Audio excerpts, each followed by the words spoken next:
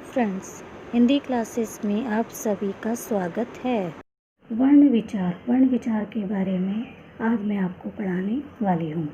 जैसे कि मोर नाच रहा है। इस वाक्य में 4 शब्द हैं। मोर नाच रहा है।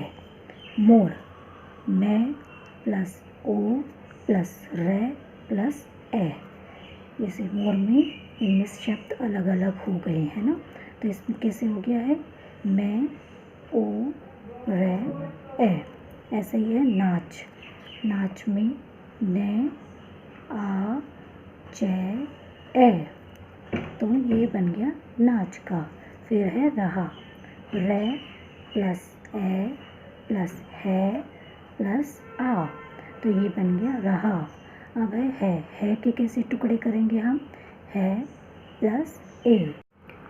ये ध्वनियाँ ही वर्ण कहलाती हैं। ये जो हमने टुकड़े किए हैं, यही क्या होते हैं, वर्ण होते हैं, जिनको हम अलग कर करके करते हैं। तो ये होता है वर्ण, जो ध्वनियाँ मुंह से उत्पन्न होती है। भाषा में उनके लिए कुछ निश्चित चिन्हों का प्रयोग करते हैं। ध्वनियों के ये चिन्ह ही वर्ण है। वर्ण भाषा की सबसे छोटी इकाई है, जिनके और खंड नहीं हो सकते हैं। ये मौखिक और लिखित दोनों रूपों के प्रतीक हैं। अब है वर्ण। वह मूल ध्वनि जिसके और खंड नहीं हो सकते, मतलब कि जो वर्ण है हमने इनके ऑलरेडी खंड कर दिए हैं, इनके अलावा इनके और खंड नहीं हो सकते हैं, तो वो वर्ण कहलाती है। जैसे कि ए, ई, मैं, ने, रे आदि, ये सब वर्ण के उदाहरण हैं। अब है वर्णमाला। वर्णमाला शब्द 2 शब्दों के मेल से बना है, वर्ण प्लस माला। जिस प्रकार माला में फूलों को एक क्रम से गूंथा जाता है, उसी प्रकार वर्णमाला में वर्णों को एक क्रम में रखा जाता है। वर्णमाला का अर्थ हुआ वर्णों का क्रमबद्ध समूह, मतलब कि हम उन वर्णों को एक साथ इकट्ठा करके उनको क्रम वाइज लगाने वाले को वर्णमाला कहते हैं। किसी भी भाषा के वर्णों के क्रमबद्ध और व्यवस्थित यानी कि सही ढंग से उस समूह को वर्णमाला कहते हैं। जैसे कि हम जो भी भाषा है उसे हम सही क्रम में लगाएंगे, उसे हम वर्णमाला कहेंगे।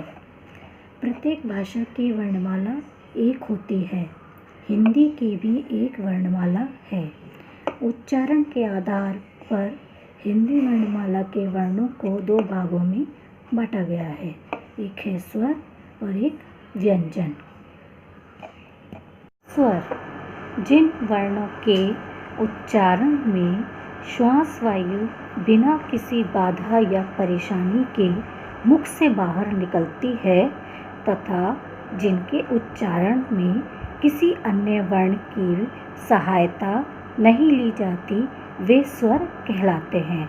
जो भी हम वर्ण के उच्चारण लेते हैं वो सांस के द्वारा नहीं लेके और उसके कोई बाधा नहीं, कोई परेशानी नहीं, इस मुख से बाहर निकलती है, तो जिनसे उनके उच्चारण में किसी भी अन्य प्रकार के वर्ण की सहायता नहीं ली जा सकती है, वे स्वर कहलाते हैं और इनका उच्चारण स्वतंत्र होता है।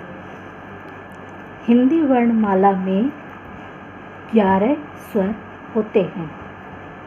ए, आ, ई, बड़ी ई, ऊ, बड़ा ऊ, रे, ए, बड़े ए, ओ और आओ। हिंदी में एक आगंत स्वर आ का प्रयोग किया जाने लगा है। स्वर के भेद। स्वर भेद के 3 मुख्य आधार हैं। पहला है समय का आधार, दूसरा है उच्चारण का आधार, तीसरा है उच्चारण स्थान का आधार। तो सबसे पहले हम पढ़ेंगे समय के आधार पर स्वर भेद। उच्चारण में लगने वाले समय के आधार पर स्वर 3 प्रकार के होते हैं। भाई समय के आधार पर भी जो स्वर भेद होते हैं उसमें भी उनके आधार पर 3 प्रकार के होते हैं। पहला है ह्रस्व स्वर, दूसरा है दीर्घ स्वर, तीसरा है प्लुत स्वर। तो सबसे पहले हम पढ़ेंगे ह्रस्व स्वर। जिन स्वरों के उच्चारण में केवल एक मात्रा का समय लगता है, मतलब जिसमें बिना मात्रा वाले जो शब्द होते हैं, जो उच्चारण होते हैं, वो होते हैं ह्रस्व स्वर। ह्रस्व स्वर ये 4 प्रकार के हैं। ए, छोटे ई, छोटा ओ और र। दीर्घ स्वर, जिन स्वरों के उच्चारण में दुगना समय लगता है उन्हें दीर्घ स्वर कहते हैं। मतलब कि जो दीर्घ स्वर वो होते हैं जिनमें दुगना समय मतलब जिसमें मात्राओं का प्रयोग किया जाता है। दीर्घ स्वर 7 होते हैं। आ, ई, बड़ा ओ, ए, बड़े ए, ओ, औ। आगंत स्वर आ भी दीर्घ स्वर में आता है। तीसरा है प्लुत स्वर। प्लुत स्वर के उच्चारण में ह्रस्व स्वर से 3 गुना या उससे भी अधिक समय लगता है। इस स्वर को दर्शाने के लिए इसके बाद ये हिंदी में 3 है की संख्या लिखते हैं, जैसे कि ओम आदि। इसका प्रयोग किसी को पुकारते समय भी किया जाता है। ऐसे स्थानों पर इसको दर्शाने के लिए ये चिन्ह का प्रयोग किया जाने लगा है, जैसे कि ओम, हरिओम, सुनोम आदि। इस तरीके से अब है उच्चारण के आधार पर स्वर भेद। उच्चारण के आधार पर स्वर के 2 भेद होते हैं। पहला है निर्नुनासिक स्वर, दूसरा है अनुनासिक स्वर। निर्नुनासिक स्वर, जिन स्वरों का उच्चारण केवल मुख से होता है उन्हें निर्नुनासिक स्वर कहते हैं। जो उच्चारण मुंह से बोले जाते हैं, मुंह के द्वारा बोले जाते हैं, उन्हें हम निर्नुनासिक स्वर कहते हैं, जैसे कि ए, आ, ई, बड़ी ई, ऊ, बड़ा ऊ, ए, बड़े ए, ओ, औ। ये सभी उच्चारण केवल मुख से निकलते हैं। अनुनासिक स्वर, जिन स्वरों का उच्चारण मुख व नाक दोनों से होता है उन्हें अनुनासिक कहते हैं। वही अनुनासिक में क्या है कि जो भी उच्चारण होते हैं उसे हम मुख से और नाक जो दोनों के द्वारा में बोले जाते हैं उन्हें हम अनुनासिक कहते हैं, जैसे अ, आ, ई, बड़ी, ओ, बड़ा ऊ, ए, बड़े, ओ, आहू। अब इन सब में क्या अंतर है? इसमें सबों में चंद्र बिंदु लगा हुआ है। तो ये सब क्या बन गए? जो मुख और नाक से बोले गए उच्चारण हैं वो हैं जिनमें चंद्र बिंदु लग जाता है या फिर ये बिंदी लग जाती है, तो वो सब अनुनासिकता में आते हैं।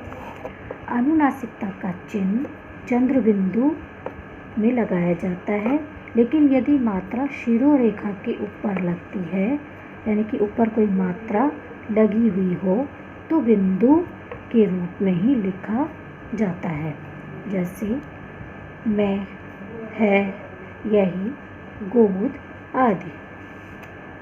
अनुनासिक शब्द के प्रारंभ में, मध्य में और अंत में सभी स्थितियों में भी आ सकते हैं, जैसे कि आंधी, चांद, कहूँगा, पहुँच, नदियाँ।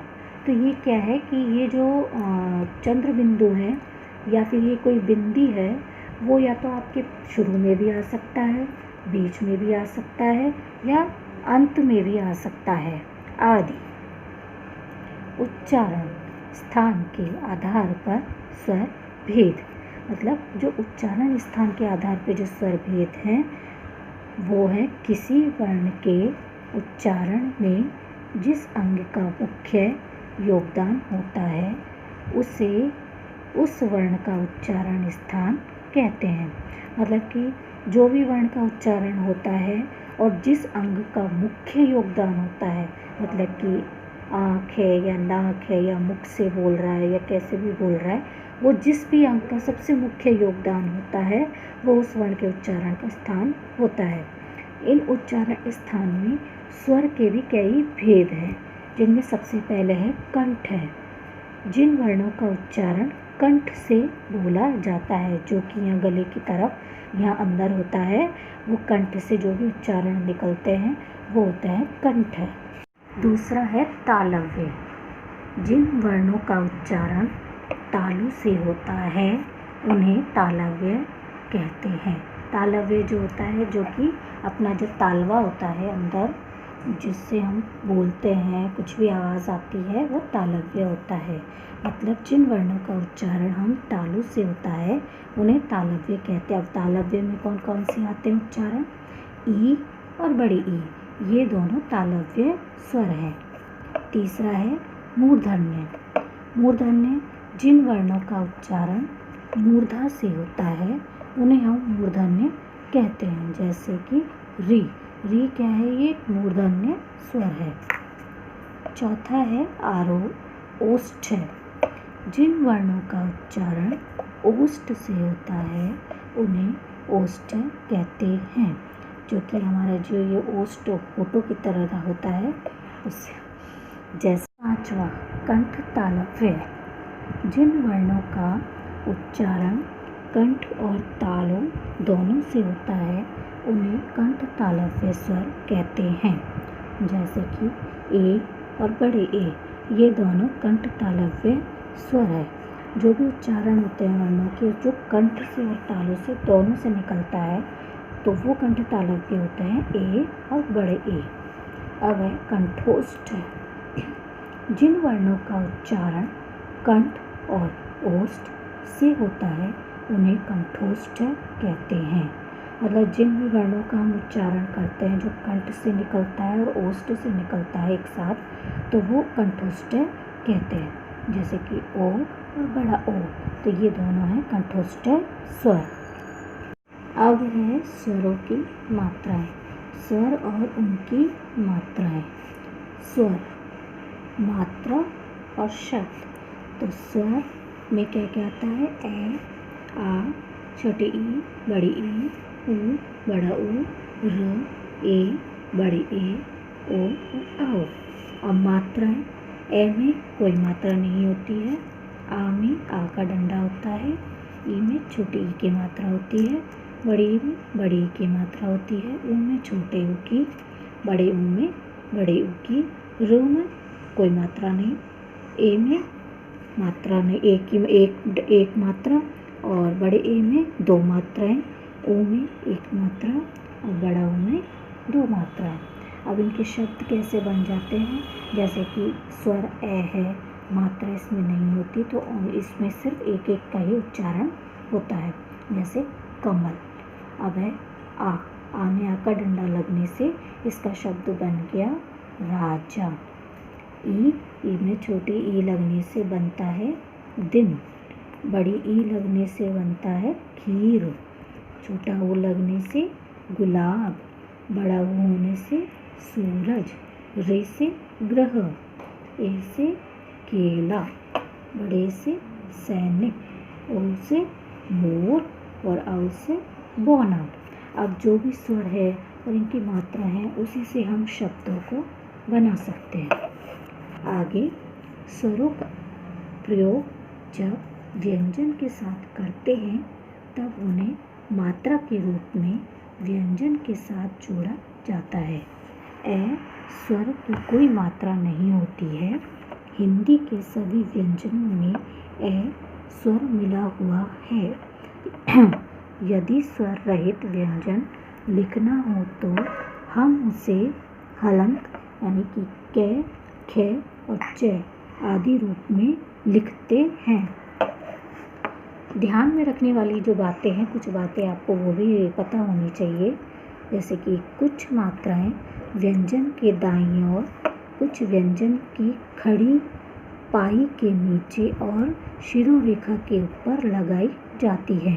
मतलब जो कुछ मात्राएं होती हैं जो व्यंजन के दाईं ओर लगती हैं और कुछ व्यंजन की खड़ी पाई की तरफ उनके नीचे की ओर शिरोरेखा के ऊपर लगाई जाती है। दूसरा है जो कि ये जो मात्राएं हैं व्यंजन में ऊ, छोटा ऊ वाली मात्रा और बड़े ऊ वाली मात्रा में उसके बीच में लगती हैं, जैसे कि रुपया, गुरु, अमरूद, जरूर आदि। इन सब में जो भी मात्राएं ये बड़े ऊ की लग रही हैं या छोटे ऊ की लगती हैं वो बीच में लगती हैं। अब है अयोगवाव। हिंदी वर्णमाला में स्वरों के बाद ए और अह आते हैं। जो स्वर वर्णमाला में जो स्वर है उनमें सबसे बाद में आता है अह से अंगूर वाला और अनेखाली वाला अह। तो ये अह तो हो गया अनुस्वार और ये अह हो गया विसर्ग। ये जो दो बिंदियों वाला होता है वो विसर्ग होता है और जिसमें अ के ऊपर बिंदी होती है वो होता है अनुस्वार। तो ये दोनों क्या हो गए अयोगवाव। ये स्वर नहीं है किंतु स्वरों की ही भांति इनकी भी मात्रा चिन्ह है, इसलिए इन्हें स्वरों के अंत में रखा जाता है। अनुस्वार। अनुस्वार में ये जो बिंदी है ये अनुस्वार है। अनुस्वार का प्रयोग स्पर्श व्यंजन के प्रत्येक वर्ग के स्वर रहित किया जाता है। जैसे ड में गडंगा यानी कि गंगा, त्र चंचल यानी कि चंचल, इसमें ऊपर बिंदी लगने से ये बन गया चंचल। अगर बिंदी नहीं लगाएंगे तो ये इस तरीके से रहेगा और बिंदी लगने के बाद चंचल। अण कंठ, तो ये बिंदी लगने के बाद बन गया कंठ। ने सुंदर, सुंदर में बिंदी लगने के बाद सुंदर ऐसे बन गया। मैं लंबा, लंबा में भी बिंदी लगाओगे तो मैं हट जाएगा, बिंदी ऊपर आ जाती है। अब ऐसे ही है विसर्ग। विसर्ग में लगती हैं दो बिंदियाँ। तो विसर्ग का उच्चारण है के समान होता है। इस ध्वनि का प्रयोग मुख्यतः संस्कृत के शब्दों में होता है, जैसे कि अंतः, प्रातः, मूलतः आदि। ये जो विसर्ग हैं वो ये सब इन्हीं में शब्दों में लगे होते हैं। अगर आपको मेरी वीडियो पसंद आई हो तो इसे आप सब्सक्राइब करें, लाइक करें, कमेंट करें एंड शेयर ज़रूर करें। और प्लीज़ गाइस, इसका जो दूसरा वीडियो है व्यंजन का वो मैं दूसरे वीडियो में डालूँगी। धन्यवाद।